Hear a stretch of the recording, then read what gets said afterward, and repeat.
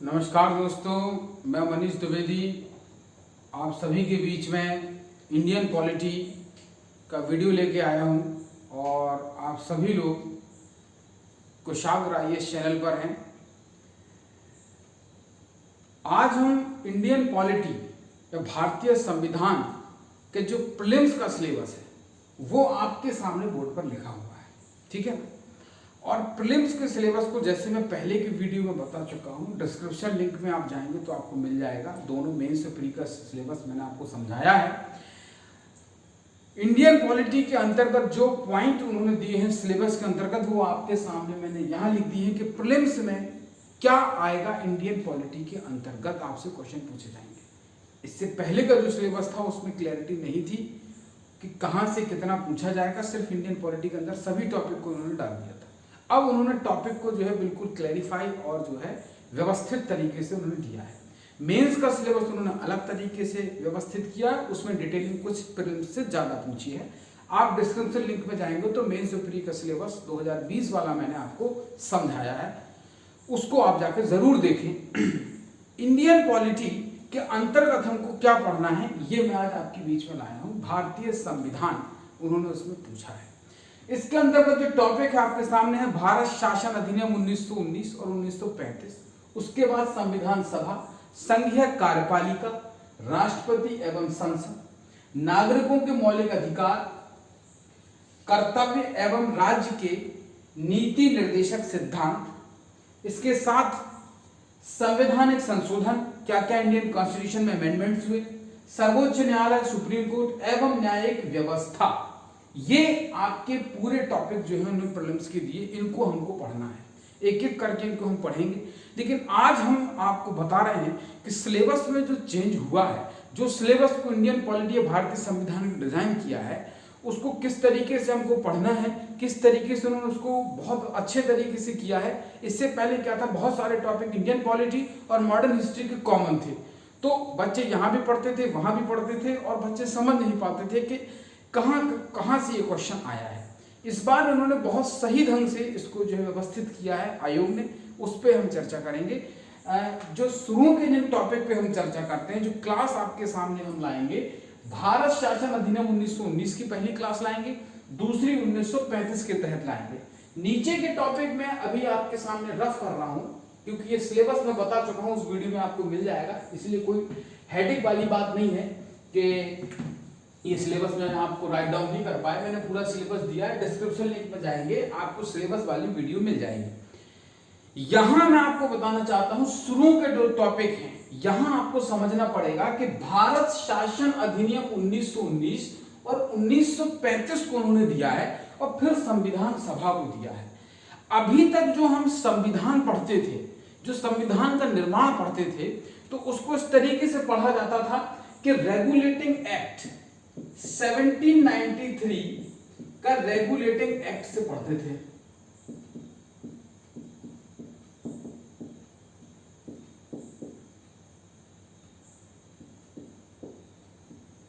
ठीक है, 1793 का रेगुलेटिंग एक्ट। उसके बाद हम 1784 का पिट्स इंडिया एक्ट,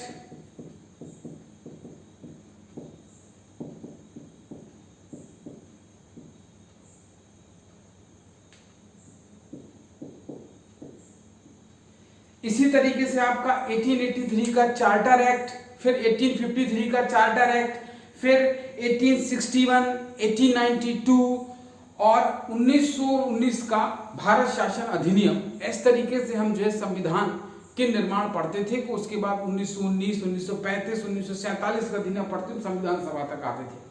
इस बार इंडियन पॉलिटी के अंतर्गत ये सभी चीजें जिनकी मैं जिक्र कर रहा हूं अभी सिर्फ आपको, कि 1784 का पिट्स इंडिया एक्ट हो, 33 का चार्टर एक्ट हो, ठीक है,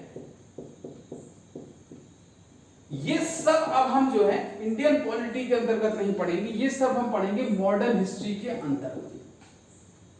अब आप ये सोचेंगे कि संविधान का निर्माण तो रेगुलेटिंग एक्ट से होता था, नए सिलेबस में 1919 और 1935 का अधिनियम क्यों दिया गया है? ये सब तो मॉडर्न हिस्ट्री में हम राष्ट्रीय स्वतंत्रता आंदोलन में जो हमारे अचीवमेंट किए हमारे जो सेना, जो स्वतंत्रता सेनानी थे या जो गांधी जी थे, नेहरू जी थे, इन लोगों ने क्या क्या अचीव किया, क्या क्या अंग्रेजों से शर्तें मनवाई, वो उसके अंतर्गत पढ़ेंगे। संविधान निर्माण के अंतर्गत उसको नहीं पढ़ेंगे। समझने वाली बात है, ऐसा क्यों किया था, ये सिर्फ मैं आपको जानकारी दे रहा हूं। 1919 का जब अधिनियम आता है, ठीक है, जिसमें विभाजन को और विस्तार मिलता है। सबसे पहले 1909 के अधिनियम में जो है आपके सांप्रदायिक विभाजन का जिक्र होता है। 1919 में इसको थोड़ा सा और विस्तार मिलता है, प्रांतीय द्वैत शासन भी आता है। जब अधिनियम पढ़ेंगे तो हम बताएंगे क्या क्या प्रावधान इसके अंतर्गत थे और क्या इसमें खामियां थी, क्यों गांधी जी और उस जमाने के जितने भी लोग थे जो राष्ट्रीय स्वतंत्रता आंदोलन में लगे हुए थे, जो भारतीय राष्ट्रीय कांग्रेस में थे, उन्होंने विरोध किया था। 1919 के अधिनियम के अंतर्गत जो प्रावधान थे वो पढ़ेंगे, खामियां पढ़ेंगे जब हम अगली क्लास की ओर जाएंगे। 1919 के अधिनियम का जब विरोध किया, जो उसमें खामियां थी कि द्वैत शासन विफल हो गया, उन्होंने सांप्रदायिक विभाजन को और एक्सपेंशन दे दिया, तो उसके विरोध में कहीं ना कहीं गांधी जी ने ये कहा कि भारतीयों की एक संविधान सभा होना चाहिए जो भारतीयों के लिए संविधान निर्माण करे, ठीक है ना। अब संविधान का निर्माण कौन करेगा? संविधान सभा। और उसमें किसको होना चाहिए? भारतीयों को होना चाहिए। सीधे शब्दों में नहीं था, कहने की भाषा ये नहीं थी, लेकिन आशय गांधी जी का यही था। 1919 के अधिनियम के अंतर्गत जो गांधी ने विरोध किया, तो उसमें यही बात निकल के आती है। 1922 में निकल के ये बात आती है, गांधी जी रखते हैं ये बात कि संविधान सभा का एक गठन होना चाहिए और उसमें सभी व्यक्ति भारतीय होना चाहिए। यही बात 1922 में जाके एनी बेसेंट एक दिल्ली में कांग्रेस की एक मीटिंग होती है। उसके बाद यही बात 1924 और 25 में मोतीलाल नेहरू के सामने आती है। राष्ट्रीय मांग के तौर पर एक भारतीय संविधान का एक ढांचा, एक खांचा जो है प्रस्तुत किया जाए। फिर वर्किल हेड ने चैलेंज भी किया कि भारतीय संविधान बना सकते हैं, क्या इतने एजुकेटेड हैं कि ये कॉन्स्टिट्यूशन मेड कर सकते हैं। इस चैलेंज को मोतीलाल नेहरू एक्सेप्ट करते हैं और नेहरू रिपोर्ट के तौर पर वो जो है एक संविधान रखते हैं जिसमें मौलिक अधिकार, मौलिक कर्तव्य और जो निर्वाचन पद्धति है उसमें किस तरीके से माइनॉरिटी को रिजर्वेशन दिया जाए, पूरा एक सांचा नेहरू रिपोर्ट के अंतर्गत आता है। ये सब मॉडर्न हिस्ट्री में हम पढ़ेंगे। इस सब चीज को मोतीलाल नेहरू एक्सेप्ट करते हैं। इसके बाद आपके गोलमेज सम्मेलन होते हैं 3, वो भी विफल हो जाते हैं।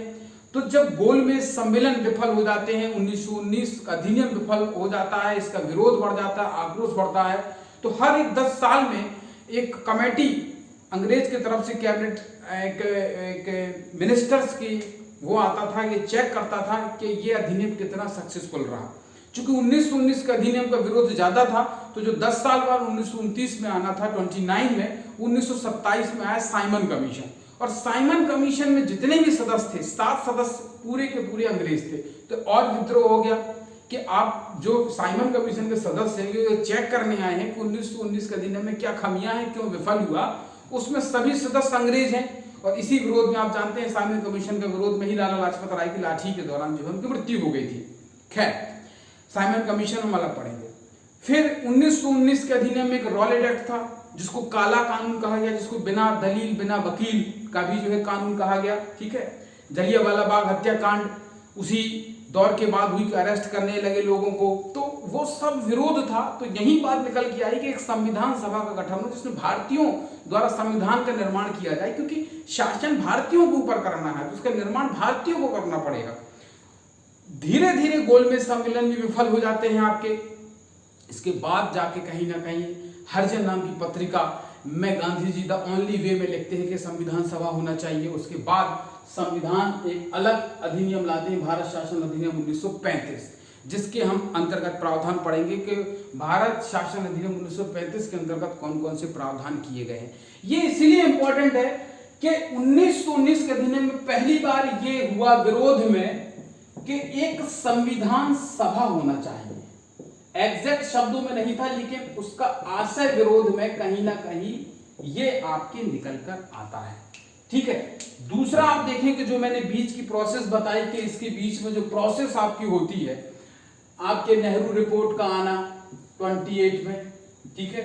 इसके बाद गोलमेज सम्मेलन का 1930 से लेके आपके 1933 तक होना, आपका 1932 में कम्युनल अवार्ड होना, जिसमें हरिजनों या दलितों को अलग से निर्वाचन की बात रखना, इस सब के बाद विरोध बढ़ता गया तो भारत शासन अधिनियम 1935 आता है।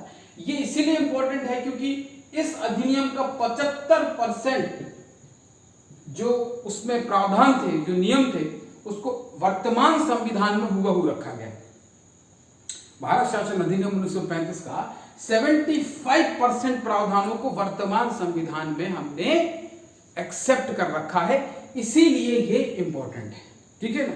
तो संविधान की सभा तक हमको जब जाना है तो इन प्रोसेस से गुजरना है कि भारतीयों के लिए कब संविधान सभा का गठन की चर्चा हुई, कि भारतीय कब करेंगे।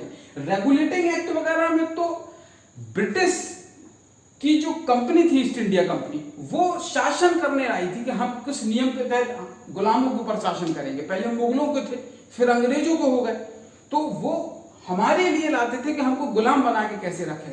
पहली बार संविधान सभा जिसमें भारतीयों का प्रतिनिधित्व हो, ये बात इस 1919 अधिनियम के बाद निकलकर आती है।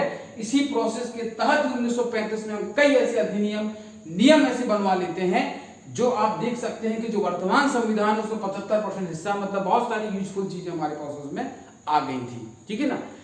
इसके बाद का जो टॉपिक है, इनके सबके हम अधिनियमों के प्रावधान पढ़ेंगे, क्या क्या इनके अंदर प्रावधान थे, इनकी कमियां पढ़ेंगे। फिर संविधान सभा का हम गठन पढ़ेंगे, कैसे संविधान सभा का गठन होता है।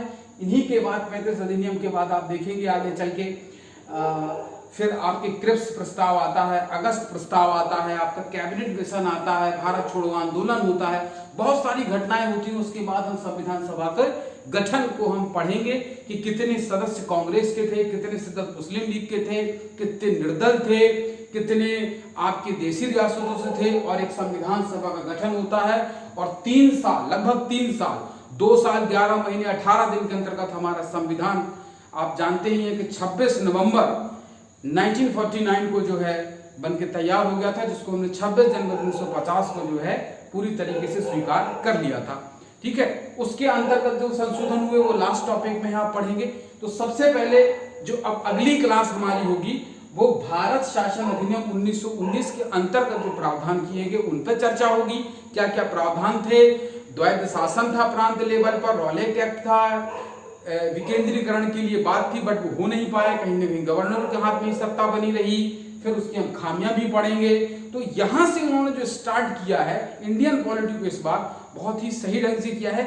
यहीं से संविधान सभा की मांग उठती है, इसके विरोध के बाद यहीं से फिर संविधान सभा के निर्माण की बात चली जाती है और धीरे धीरे इन प्रोसेस को हम पढ़ेंगे। लेकिन डिटेल में हमको पढ़ना है भारत शासन अधिनियम 1919 और 1935। बीच के सेक्शन को हमको डिटेल में नहीं पढ़ना है, वो हम मॉडर्न हिस्ट्री में राष्ट्रीय स्वतंत्रता आंदोलन के अंतर्गत पढ़ेंगे। इंडियन पॉलिटी में हमको भारत शासन अधिनियम 1919 हम अगली क्लास में पढ़ेंगे। अभी सिर्फ आपको यह जो हम बेसिक इंफॉर्मेशन देने के लिए आए थे। ठीक है। अब हम मिलेंगे अगली क्लास में, तब तक जो है आप लोग इसको समझ लीजिए। धन्यवाद।